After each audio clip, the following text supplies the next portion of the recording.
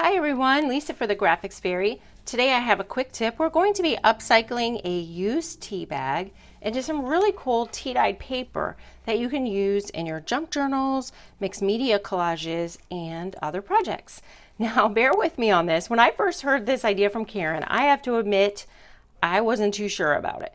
But after giving it a try and adding the paper to my journal pages, I ended up loving it. And there are a lot of other ways to use this upcycled paper, and I'll be sharing that with you in future quick tip videos.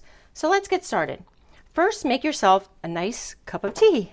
Just think about it. Every time you make a cup of tea, you are actually creating this free tea-dyed paper.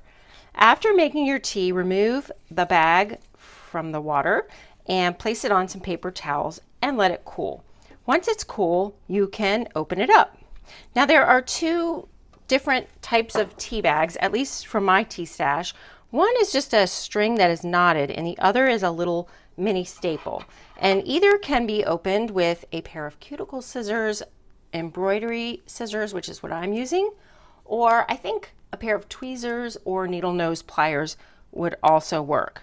So for this string, all you need to do is slide your scissors under the string and snip it. And that takes care of that. That's very easy. And for this staple, let's see, can you see that?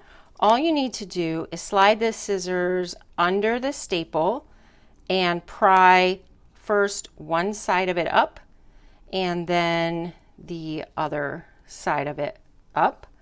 And then you should be able to just remove this staple, just like that.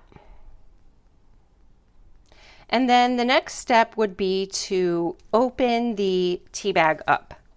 So just unfold these little flaps at the top. And then I didn't even know this.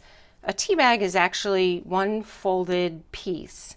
So unfold that, and then there's this center seam, which you would just open up with your thumbs. And I did quite a few of these, and I didn't tear the paper. So the paper is quite sturdy. And then you have all of this tea inside, which you can just dump into the trash. I have a trash can here. Or you can add it to your garden. Apparently, tomatoes and roses and other acid-loving plants, if you just add the tea, you can scratch the surface a little bit and work the tea in, and they will love it. So then you'll want to rinse this paper off, and since I unfortunately do not have a sink in my craft room, I just will go ahead and use this cup of water. And once you have that rinsed off, just pull it out, flatten it out on a paper towel or a towel, and let it dry. So here is the finished paper. Let me show you how I added it to my own journal pages. So these are from a combination of membership and blog images. I'll put the links below, but I layered a piece here over top of this script, and you can see how it's very transparent, so anything that you put under it, it shows up. And I added a fern print, the bird, the stamp and button are from my own stash. And over here, I layered a piece over this postcard, added a photo of a lady, and this quote and flower, which are from the membership site.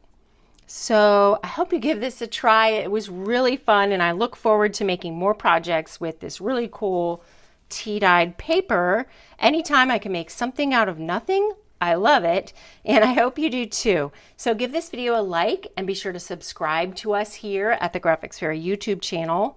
And thank you so much for watching, everybody. Bye-bye.